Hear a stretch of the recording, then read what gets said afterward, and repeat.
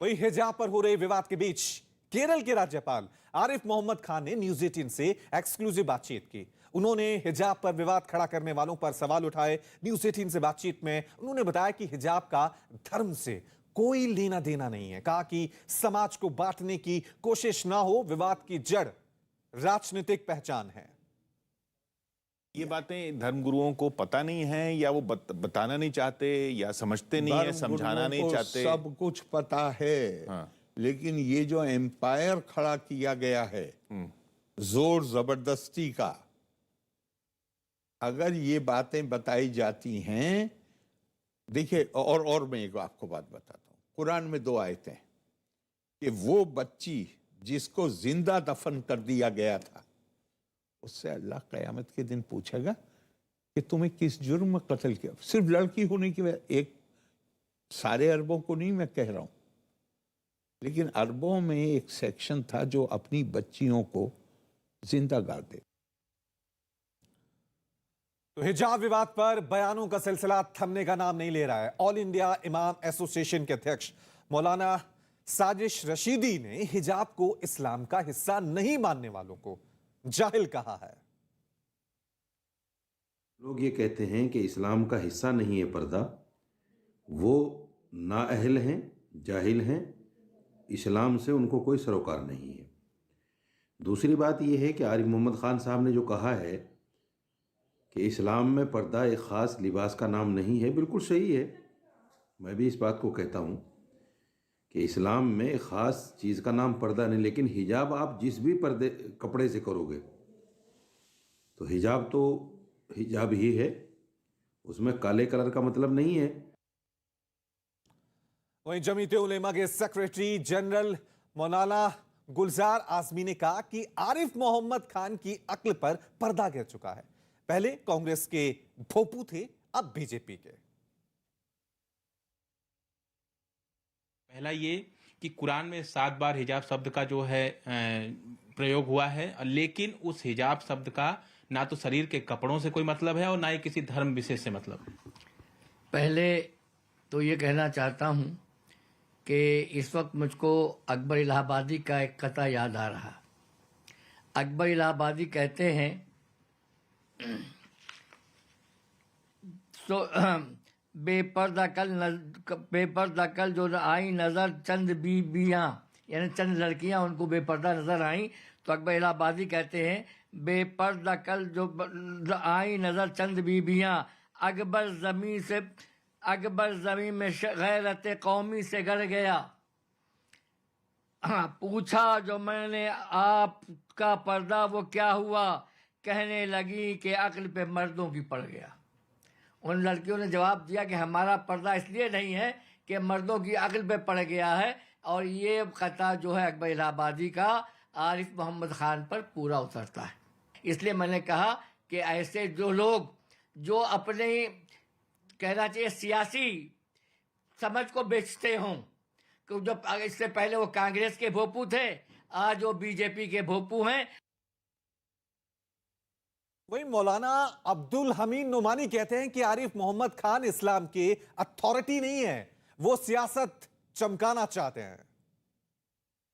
आप क्या कहेंगे ऐसे में कि आरिफ मोहम्मद खान की जो बातें हैं जो वो सामने ला रहे हैं वो कितना जायज है? वो आरिफ मोहम्मद खान जो है वो किसी एतबार से जो है वो आइडियल और जो है वो अथॉरिटी, वो नमूना नहीं है। और उनकी बातों का जो है उस उम्मत का जो अमली तवारुस है और जो व्याख्या, उसके विरुद्ध उनकी बात नहीं मानी जाएगी। वो जो है तजद्दुद पसंद लोग हैं, जो एक जो है वो नई व्याख्या करके समाज को भटकाने की कोशिश करते हैं। वो बुनियादी तौर पे सियासी आदमी है और वो अपनी सियासत को चमकाने के लिए जो है अपने आप को आगे लाने के लिए वो एक अलग बात करते हैं कि ये आदमी 100 आदमी जो है वो कपड़ा पहन के चल रहा है, तो वो आदमी कपड़े पहने वो 99 आदमी को नहीं देखता। एक आदमी नंगा दौड़ पड़ता है तो वो उसी की तरफ लोग देखने लगते हैं। तो आरिफ मोहम्मद खान यही हरकत कर रहे हैं। वहीं संत समाज का कहना है कि धार्मिक उन्माद फैलाकर पूरे देश का माहौल बिगाड़ा जा रहा है, इससे सावधान होने की जरूरत है। जिस प्रकार से राजनीति चल रही है दुर्भाग्यपूर्ण है।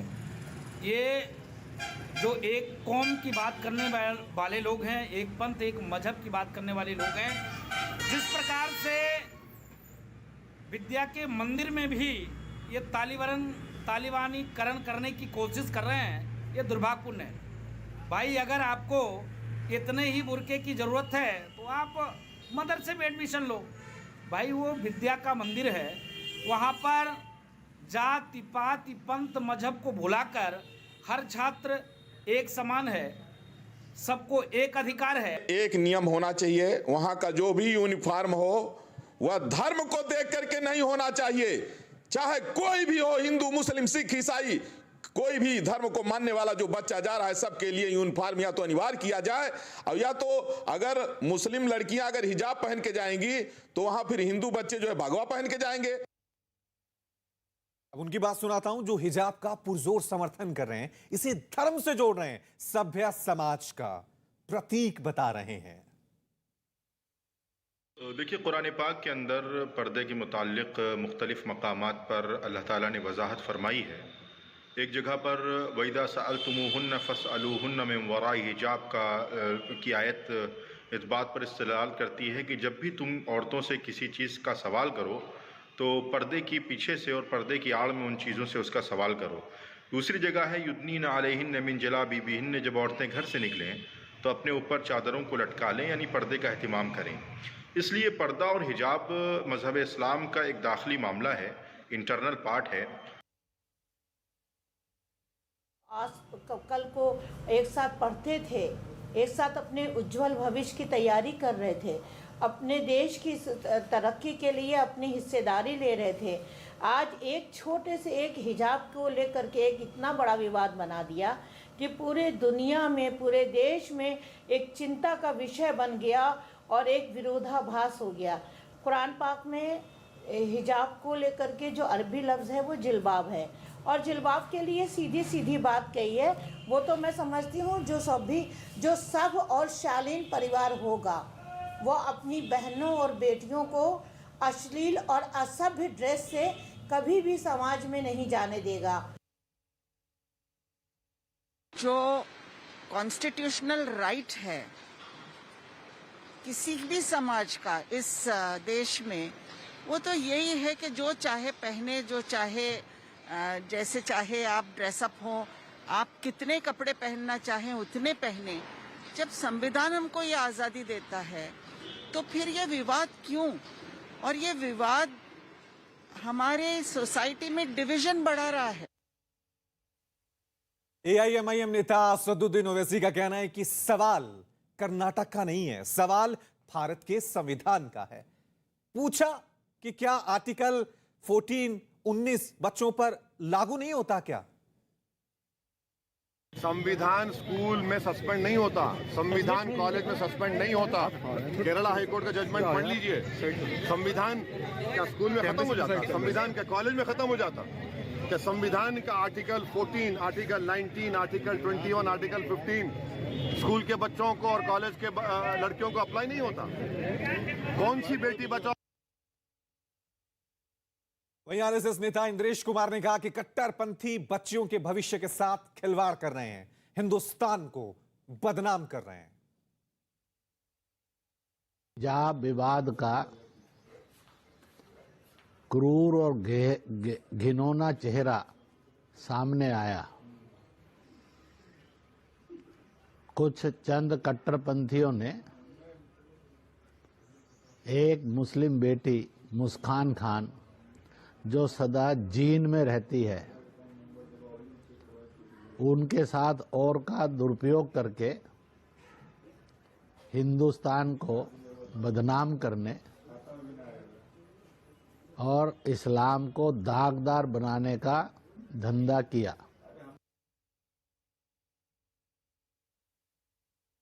वहीं हिजाब विवाद पर केंद्रीय मंत्री अनुराग ठाकुर ने कहा कि ये लोग तुष्टीकरण की राजनीति करके वोट बटोरना चाहते हैं, लेकिन लोग इन्हें कभी स्वीकार नहीं करेंगे।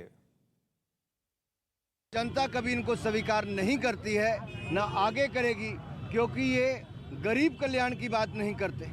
ये तुष्टीकरण की राजनीति करके वोट बटोरना जानते हैं। लेकिन मोदी जी, योगी जी ने गरीब कल्याण का काम करके, पक्के मकान देके, बिजली का कनेक्शन देके, मुफ्त में राशन देके, मुफ्त में वैक्सीन लगाकर इलाज देकर, विकास करके, सड़कों से लेकर रेलवे हाईवे बनाकर जनता और प्रदेश को आगे बढ़ाने का काम किया है।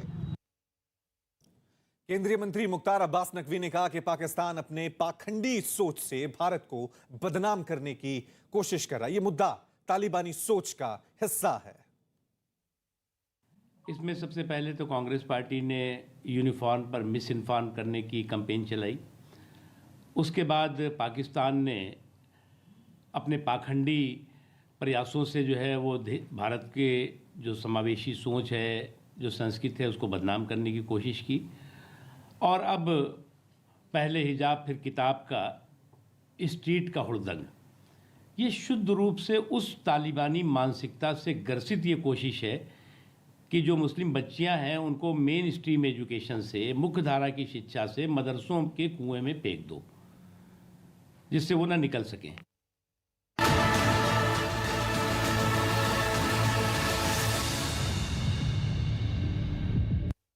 प्रधानमंत्री नरेंद्र मोदी और सीएम योगी आदित्यनाथ आज यूपी में कई चुनावी सभाओं को संबोधित करेंगे। प्रधानमंत्री मोदी की आज दोपहर करीब 3:30 बजे यूपी के कन्नौज में चुनावी रैली है, जहां तीसरे चरण में 20 फरवरी को वोट डाले जाएंगे। वहीं मुख्यमंत्री योगी आदित्यनाथ दूसरे चरण के लिए चुनाव प्रचार करेंगे। सीएम योगी आज सहारनपुर के देवबंद और बेहट के साथ अमरोहा के हसनपुर में भी चुनावी सभा में शामिल होंगे। दोनों ही जिलों में दूसरे चरण में 14 फरवरी को 55 सीटों पर वोट डाले जाने हैं। आपको बता दें कि दूसरे चरण के लिए चुनाव प्रचार का आज आखिरी दिन है और यही वजह है कि सीएम योगी आदित्यनाथ जगह जगह जाकर चुनावी जनसभाओं को संबोधित कर रहे हैं। वहीं प्रधानमंत्री मोदी तीसरे चरण में जो मतदान होना है उन विधानसभा क्षेत्रों में जाकर बीजेपी के लिए वोट मांग रहे हैं। कन्नौज में आज प्रधानमंत्री मोदी की जनसभा है। वहीं सीएम योगी आदित्यनाथ सहारनपुर, अमरोहा में लोगों से आज मुखातिब होंगे। वहीं अमरोहा दौरे से पहले सीएम योगी ने ट्वीट किया है, पतित पावनी मां गंगा के पावन तट पर स्थित जनपद अमरोहा की उर्वर धरा पर आज मुझे पुनः आने का सौभाग्य मिल रहा है। यहां की ऊर्जावान, अनुशासित, राष्ट्रप्रेमी जनता से संवाद मुझे आत्मनिर्भर उत्तर प्रदेश के निर्माण हेतु शक्ति प्रदान करता है। वहीं यूपी में सुरक्षा को लेकर सीएम योगी ने एक और ट्वीट किया है और जनता को सुरक्षित परिवेश देने हेतु बीजेपी सरकार फिर से प्रतिबद्ध है। इसी कड़ी में देवबंद सहित प्रदेश के अलग अलग जगहों पर यूपीएटीएस की 12 नई इकाइयों की स्थापना कर प्रदेश की सुरक्षा को अभेद्य बनाया जा रहा है। हम प्रदेश की सुरक्षा के साथ कोई समझौता नहीं होने देंगे। वहीं प्रधानमंत्री नरेंद्र मोदी ने कासगंज की रैली में ईवीएम के बहाने विपक्ष पर बड़ा हमला किया है। पीएम ने कहा कि पहले चरण में बीजेपी के लहराते हुए परचम को देखकर अभी से कुछ नेता ईवीएम पर सवाल उठाने लगे हैं। उन्होंने अभी से ही ईवीएम पर, चुनाव आयोग पर सवाल उठाना शुरू कर दिया है। अब ईवीएम को दोष दो, अरे जनता जनार्दन आपको स्वीकार करने के लिए तैयार नहीं है। अब उत्तर प्रदेश को गुंडा राज नहीं चाहिए। वहीं यूपी के सीएम योगी आदित्यनाथ ने दावा किया कि राज्य में इस बार फिर बीजेपी की सरकार बनने जा रही है। न्यूज 18 से खास बातचीत में योगी ने चेताया कि यूपी में सज्जनों के लिए विकास और माफिया के लिए बुलडोजर है। में आपका दौरा है, अपार भीड़ जनसभा मिल रही है, क्या कहना चाहेंगे? सबसे पहले भारतीय जनता पार्टी की डबल इंजन की सरकार को ये जनता जनार्दन का आशीर्वाद है। प्रधानमंत्री मोदी जी के नेतृत्व में, उनके मार्गदर्शन में भारतीय जनता पार्टी के डबल इंजन की सरकार ने प्रदेश में सुरक्षा की बेहतर स्थिति बनाने, कानून का राज स्थापित करने, विकास कार्यक्रमों को आगे बढ़ाने, अपराध और अपराधियों के प्रति जीरो टॉलरेंस की नीति और सुशासन के जिन मूल्यों की स्थापना की है, उसके लिए जनता जनार्दन का आशीर्वाद है।